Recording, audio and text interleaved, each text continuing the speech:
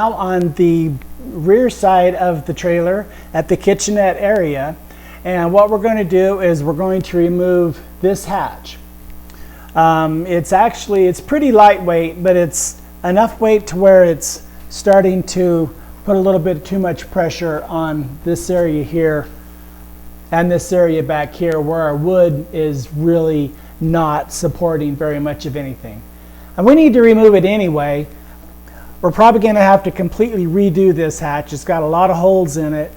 So when we get to that part in part 3, then we'll go ahead and figure out how we're going to build it. But as for now, we're going to go ahead and we're going to remove it. It's really simple. There's only 4 screws, 2 per hinge. Looks like this one has a Phillips and a regular. Comes off actually really easy.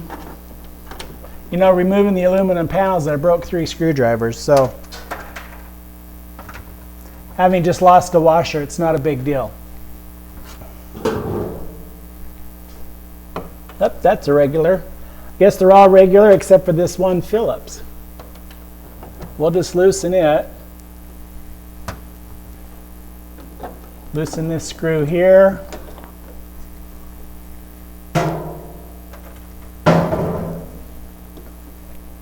Oh, gotta loosen that.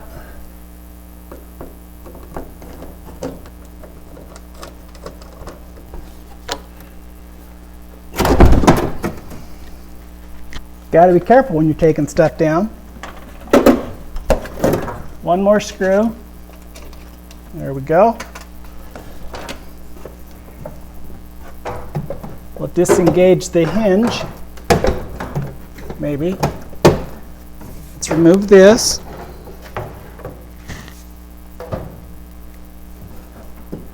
Disengage that hinge. There we go. We probably could have done that a lot safer. But like I say, it's actually pretty lightweight. We'll put this aside, then we'll store it later. So now we have great access to our kitchenette. I'll go ahead and bring you in and let you take a look. So just a quick preview of our kitchenette and the framing of it. This one here, it looks like they just did a double door and no shelf. Actually, it does. It looks like it used to have a shelf right along here on each side. That's long gone.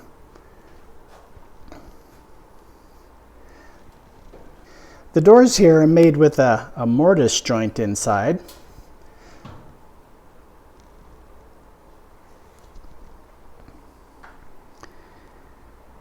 We'll definitely be rebuilding these and not restoring these. Unfortunately, the wood's just too far gone. That's a sneak peek at the kitchen framing. We'll bring you back when we're ready to take the panels off of the top of the roof. Actually, I wanted to bring you back for a minute. We're at the kitchenette, and we are behind the sink behind the stink. It does stink. We're behind the sink and the stovetop, and I wanted to show you this little. I'm not really sure what it is, but it looks like they must have put a table or something along here. And then in this little notch kind of kept it in place during travel. So I thought that was pretty neat. It's back looking at the plywood of our ice box. We'll be restoring that ice box. Looking down at our original, I'm going to guess it's some type of linoleum.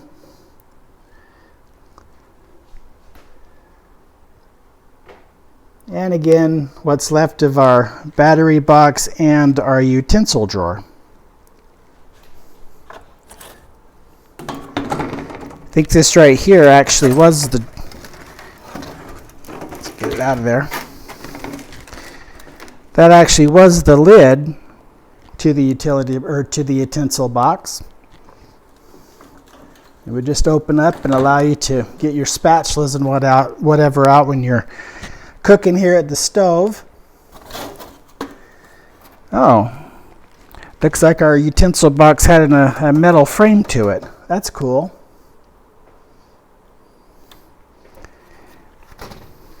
All right, let's get to removing that roof panel. Well, welcome back. Now we are at the top. We're going to be removing the screws along this trim piece here. We're going to remove all the screws along the edge.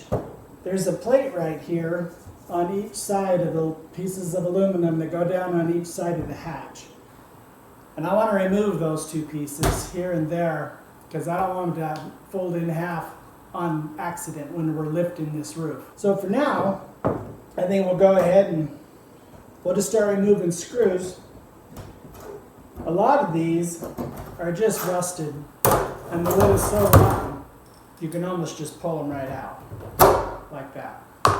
Because if you try to use a screwdriver on them, some of them will turn. Get the crud out of them. But a lot of them just spin in place.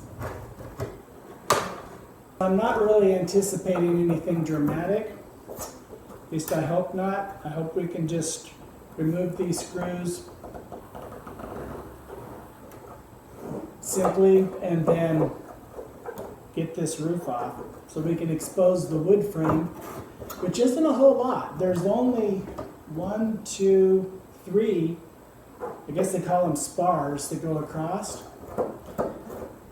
And I'm going to have to look at our original Popular Mechanics magazine to see how many they had. But I think we might add a few more. I don't want to say we're going to update this trailer, but we're going to change a few things and add a few things. Just to make it a little stronger. So I mean, back in the 40s, when you wouldn't take this thing over 35 miles an hour, it was fine. So with our high speeds, we're going to want this to be stronger. My one fear is we take off all these screws and then the walls just collapse. But we'll get to that point and find out. In doing these screw removals, you want to make sure you pick up all the screws. Because on this trailer we have pretty much brand new tires. And we don't want to have an old rusty screw poke into them. This is interesting. There's a screw right there above this frame. So apparently they put the tongue on, put this tongue on after the fact.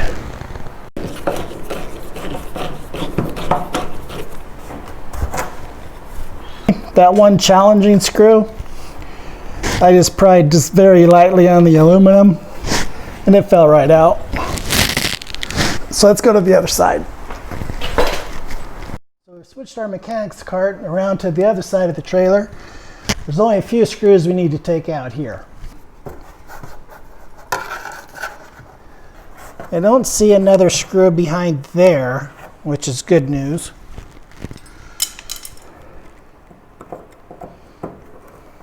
A lot of the screws along this bottom rail here, they're actually gone.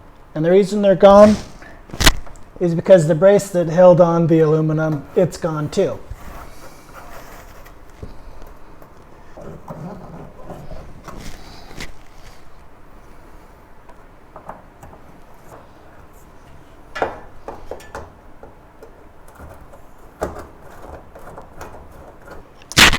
That does it for the bottom screws. Now we're going to go right up this edge here.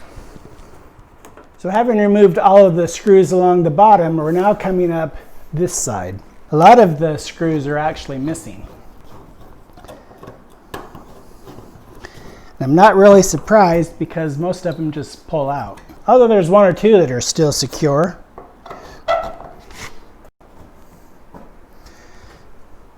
So we have 1, 2, 3, 4, 5 screws that go along here. And from the inside of the trailer, it looks like they possibly did bunk beds in here.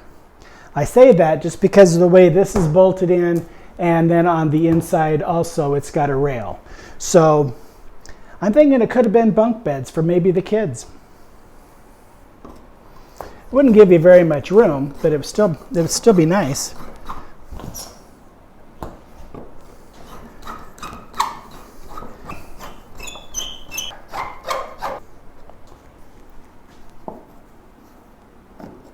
Taking all the front ones out, or they've already fallen out.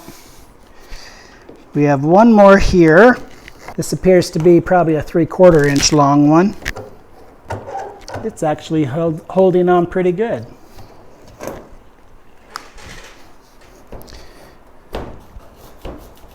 Okay. That's loose. These are all missing. That I can pull out. That one I pull out. And we've got some broken rivets back here.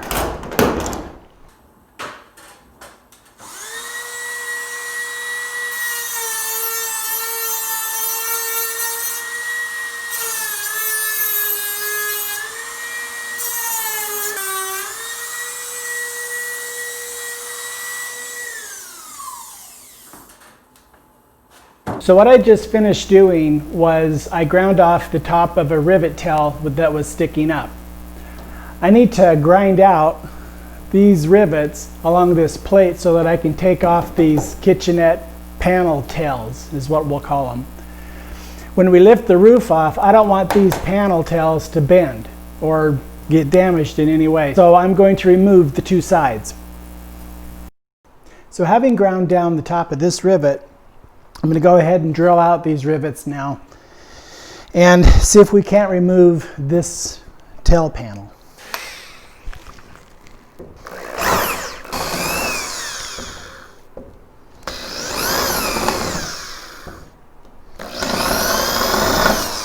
Well, that was fairly simple. Let's go ahead and remove them from the bottom piece too.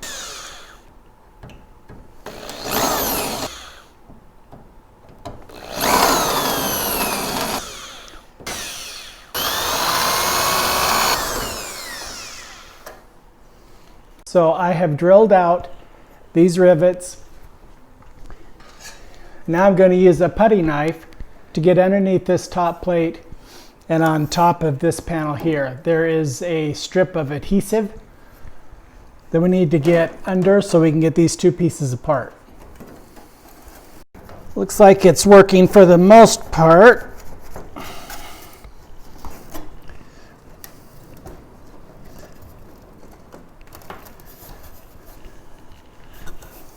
A little bit more over here.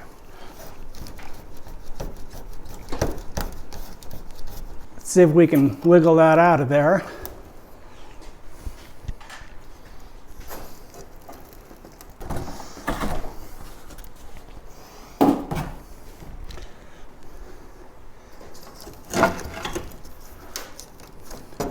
That seems to be working.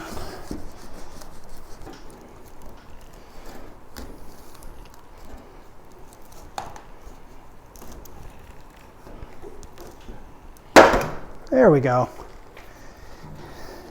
So now we'll do the same thing, but to the other side. That way we can have these rear panels free when we lift the roof. We're going to go ahead and cut out these rivets here.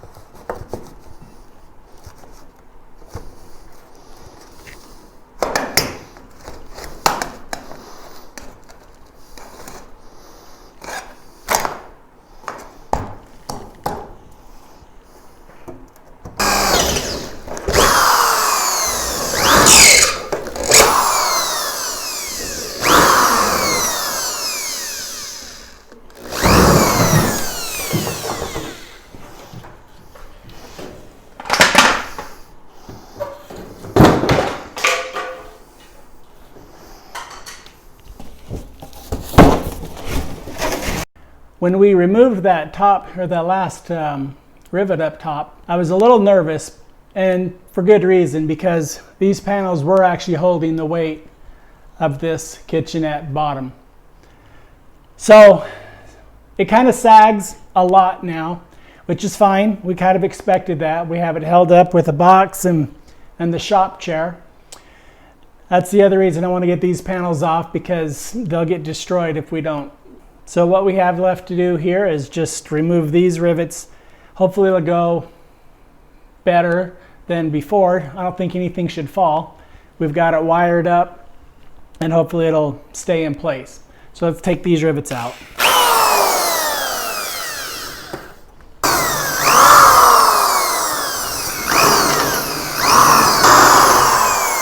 Still holding on.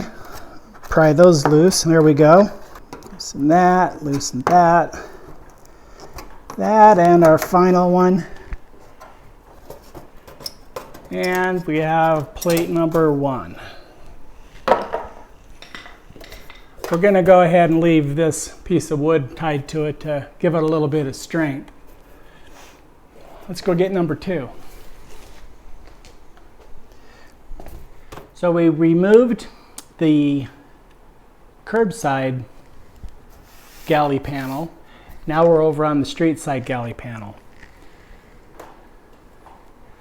We have a stool underneath its belly here to hopefully hold up this kitchen until we get this removed. And it's going to be the same process. We need to remove these 10 rivets or so, and then we'll get our putty knife in there and cut away that gooey, ooey tape that's holding the two together.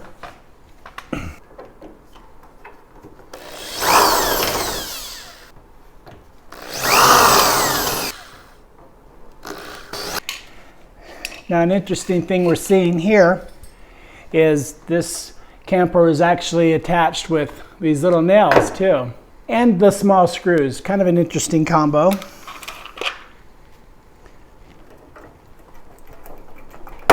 So it looks like some of these rivets are actually holding this plate on.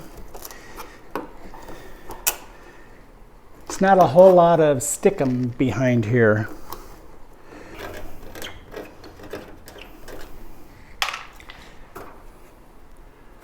Okay. So I think there's one screw. We'll just unscrew it this way.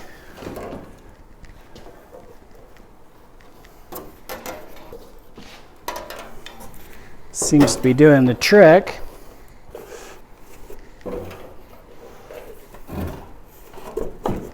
All right. So now we have both of the kitchenette panels removed. And again, I'm going to go ahead and leave this wood frame on here just for support to keep it from getting bent up. That ends part 2, chapter 4. Rear hatch and roof panel removal. Please like and subscribe. Next time we'll continue with the rear hatch and roof removal.